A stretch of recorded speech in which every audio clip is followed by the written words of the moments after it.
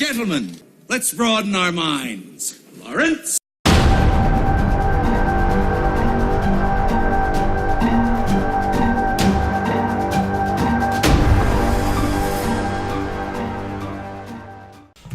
Okay, so we're moving on to what, Killing Joke now? Yeah. So we saw The Killing Joke in theaters, and we have some things to say about it. I was super excited going into it. Like, you have no idea how excited I was for it, because I love The Killing Joke. I own it like a hard copy with like the hardcover and everything. It's like one of my prized possessions. I fucking love that story. I love the way it ends, which we'll fucking get into that because there was this one guy in the theater, but we'll get to it. Yeah. I own 2 copies.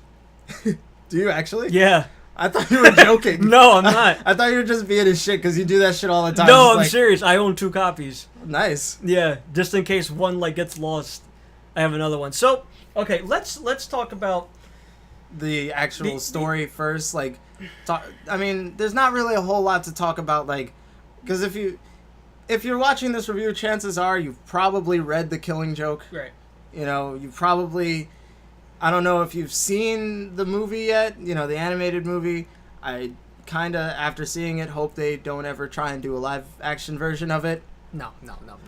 But for those of you who don't know, which how do you not, The Killing Joke is Alan Moore's attempt to give the Joker a backstory. Right, and it really explores the relationship between Batman and the Joker, which is a really good, complex, awesome read.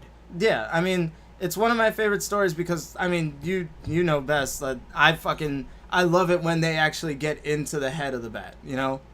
That's how I would make a movie. That's how I would. Yeah. That's how I've written Batman stories like that. You know. Yeah. Where you get into the head of the character and really break him down psychologically. Yeah, I thought it was I think it's one of the best written comic books of all time. It's almost near perfect. Yeah. Yeah.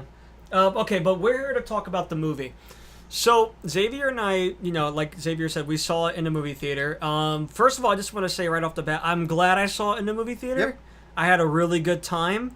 I really liked the crowd it was with. It was with a nice, respectful crowd. Yeah, it was a very respectful crowd. And I mean, we'll get into the stuff later because some people were like yelling at the screen, but it was actually, it was funny shit. Because we all knew that it was, you know, the shit that was going down, it was...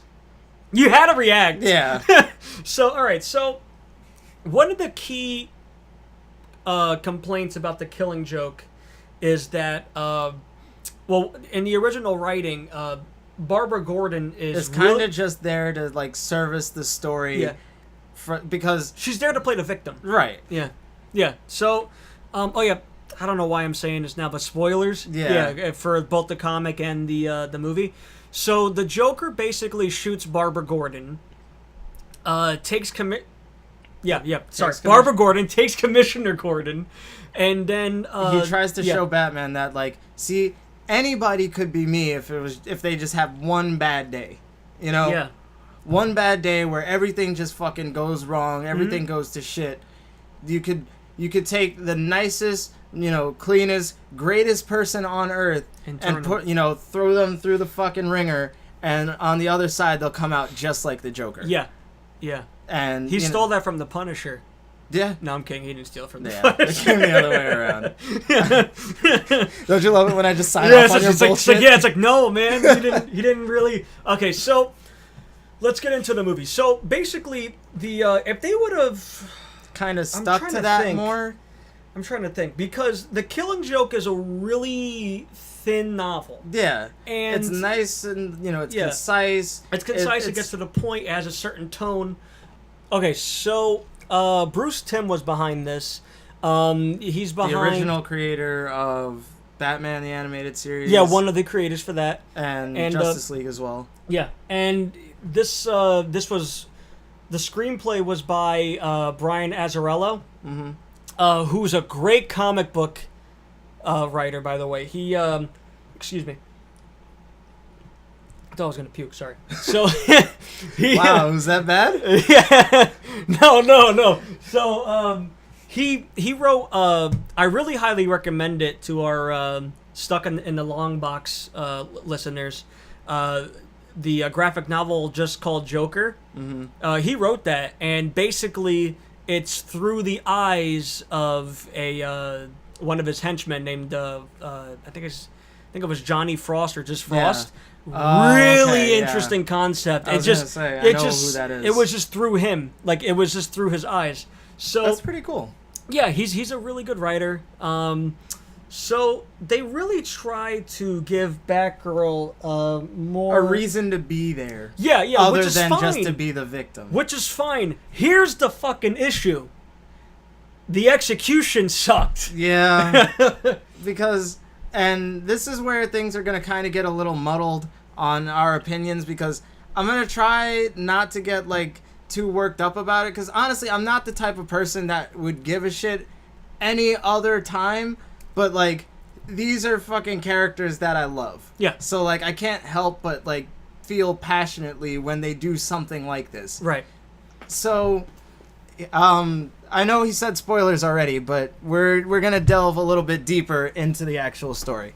So, basically, the way that this panned out, and their version of fleshing out the character of Barbara Gordon is giving her a will they, won't they relationship with Batman. Mm-hmm. Which, I see how it could work, but it's just the way that they did it this time around. Yeah.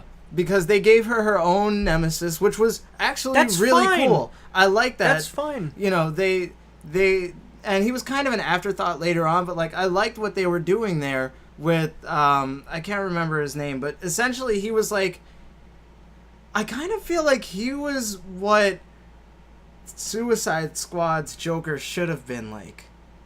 Oh, okay, gotcha.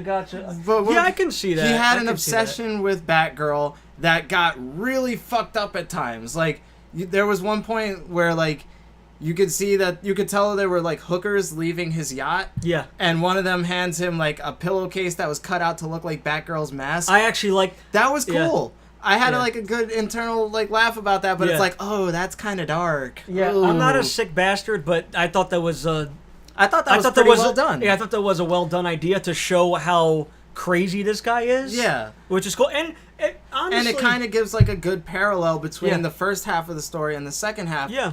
Showing that, like, you know, all it takes is one bad day for someone to turn out like the Joker. Yeah. I get that. If they had, you know, if they had made it more of, like... Granted, you know, because they had source material to work off of, but if they had kind of taken this and gone their own direction with it and cut out Commissioner Gordon completely and made it Batman going after Batgirl, then I could understand and I'd be a little bit more okay with the relationship that they set up. Okay. But because they have source material to go off of, you know, I understand they have to stick to that because this is such a well-known story. Right. So here's what they did that really fucking rubbed me the wrong way is, you know, they have this will they won't they relationship going on between Batman and Batgirl, and then it culminates in one night where Batman is scolding Batgirl. He's telling her she's not ready, she can't take this on, you know, she has some growing up to do, and then that immediately goes straight into a sex scene between the two of them on the top of this building. There's so many things wrong with that. So many things. And that's just my personal opinion. I know not everybody hated it. I know you didn't hate it as much as I did. No, you know, when I first saw it, I was thinking, I'm like, yeah, that could work. My opinion actually changed because I'm a human. Mm-hmm. So I was just thinking about it, and I agree with you.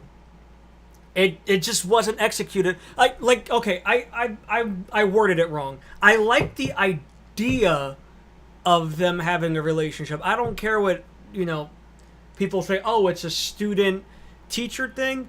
She's like you say, of age. Yeah, she is. She is definitely of age. Yeah. But like I said, the implications alone are so, like, it's in this really weird moral gray area, and, like, not that it like kept me up at night, but like for the next couple of days, I was thinking about it more and more, and I'm just like, no, that's not how I want my Batman. They should have executed. Look, I'm gonna point out. I'll point out the flaws that I personally think were there.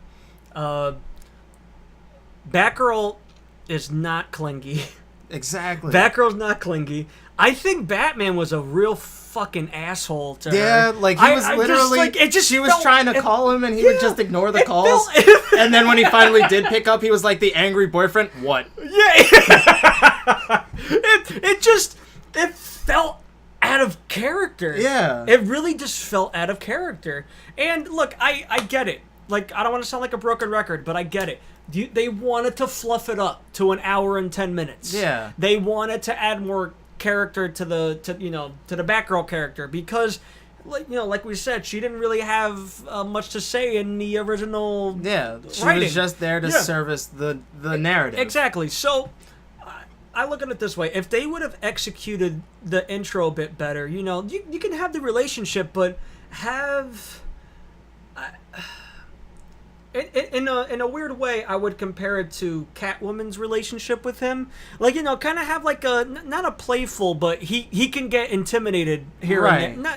Not, intimidated here and there by her. Like she's a challenge for him, not just the... Like I said, if this was any other story but the Killing Joke, I wouldn't have a problem with it. Mm-hmm. But it's just the fact that it is the Killing Joke, and they went that extra mile that like really just kind of drove it into the deep end for me, and it's just like, no, this is not how these characters would interact with each other. I'm gonna be honest. If they would have like released this on Blu-ray and just have it as a Batgirl story with Batman in the background, just executed it a lot more better, it would have been cool. Yeah, it would have been a lot cooler. But yeah, the fact that it's part of the Killing Joke and has because you can definitely tell that the not to pick on Brian Azzarello, I think he's a great writer, but you can definitely tell the quality writing of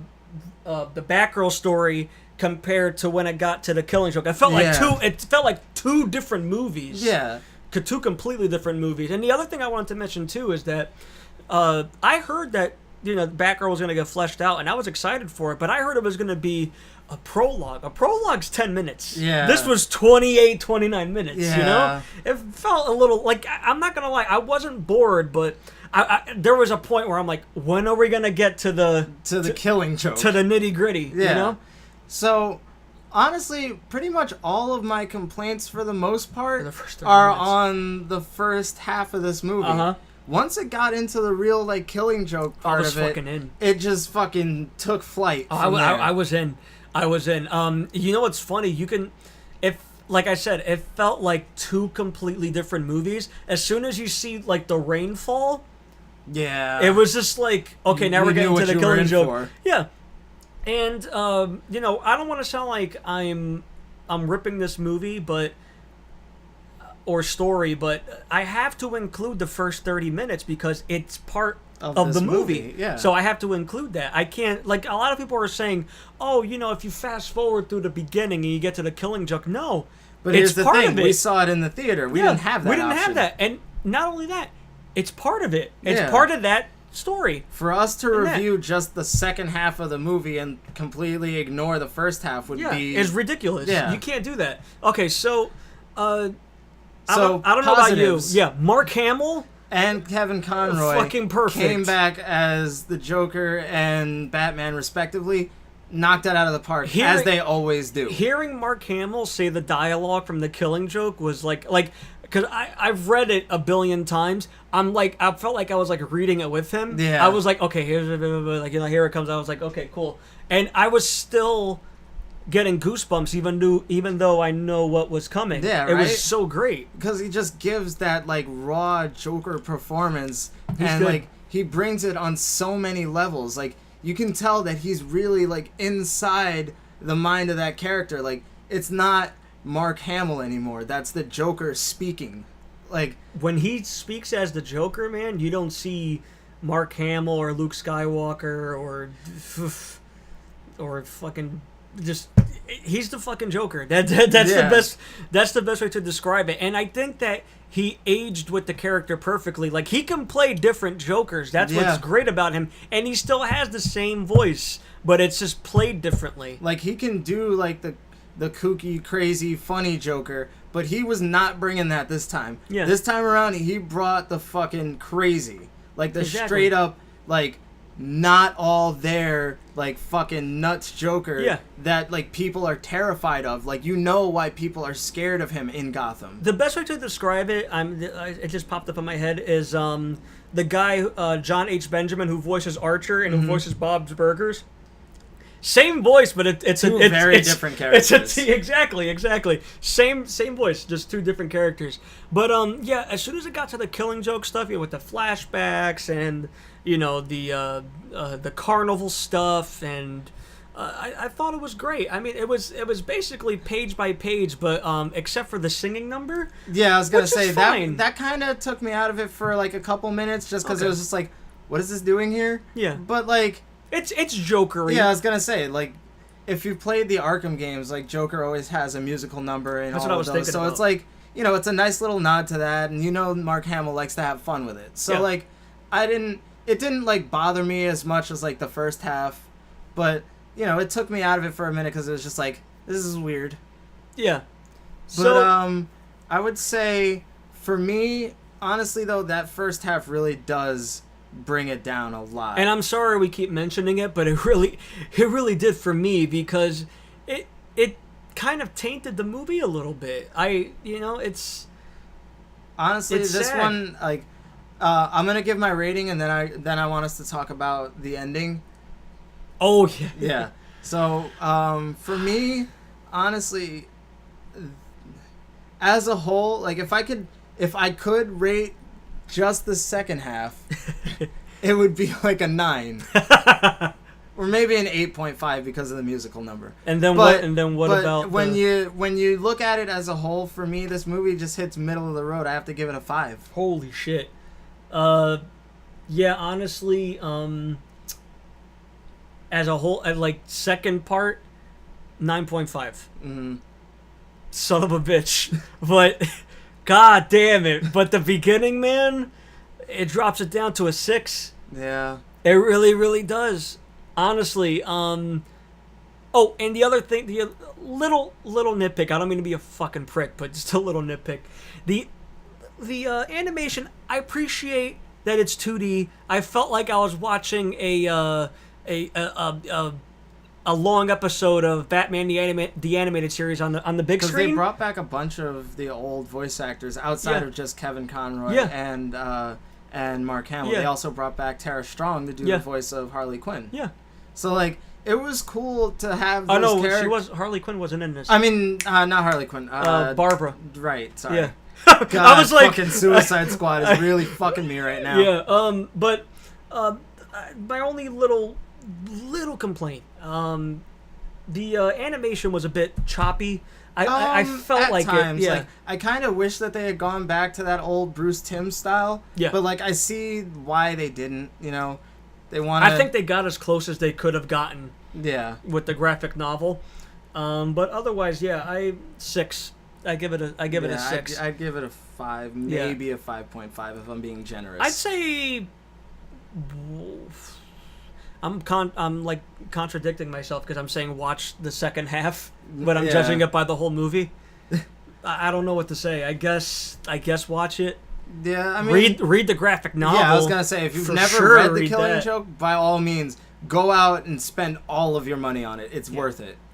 But as far as this movie's concerned, I can't say that I would recommend it exactly like you said. I don't want to contradict myself and say just watch the second half, but it's just like, you're there for that part of it, but you have to sit through the first half an hour to get there. Yeah, let's talk about the ending. All right, so are you gonna tell the story about it? I'll let you tell the story, but I was just gonna say major spoilers here for those of you who haven't read The Killing Joke, because you need to read it, and you can't go into it knowing this part. So here's your out. 3, 2, 1. So it ends on an ambiguous, note with the Joker telling Batman the killing joke, and they share a good laugh, and the comic has an ambiguous ending too, but this one kind of took it not like to that next step, but it's just like, it's you can't tell that either one of them has stopped laughing. It's just like, just because like the way that it was drawn, it kind of looks like Batman may or may not have his hands around Joker's neck while they're laughing, but like in the movie you can hear that Joker just kind of stops laughing. So it's like this one kind of leans a little bit more towards Batman probably killed him. From what I remember in the comic book, when it goes from panel to panel, it grows silent. Yeah. But, like, you can't tell that, like, either one stopped laughing before the other because you're reading it. It's really in your head as to how that goes. I thought this one kind of, it not gives a more definitive answer, but it's just kind of like, I thought it was quite ambiguous. Yeah. Which is great. I don't think he killed him. Yeah, I don't think he would have killed him either. I don't think he killed him. Funny side story when we were in the theater. I understand some people haven't read it, but I'm pretty sure everybody that was in that theater had to have read it. When this movie ended, somebody got up and said, "Oh, that was such a stupid ending," and it kind of like touched me. It touched me the wrong way because I was like, "Did you not like read the?" No, but it's just the way that he said it. Like he got up and he was like, "Oh, that was such a fucking dumb ending." I was like.